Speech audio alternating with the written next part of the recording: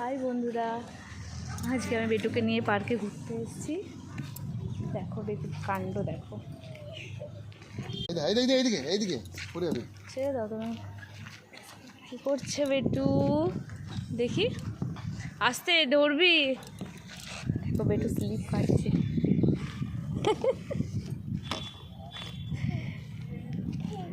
চলো হাতিতে চাপবে, হাতিতে এটা নাকি দোলনায় চাপবে? দোলনাটা ভেঙে গেছে তো।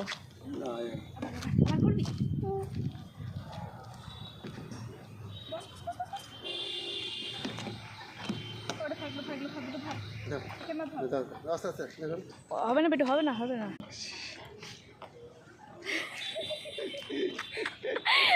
নিজে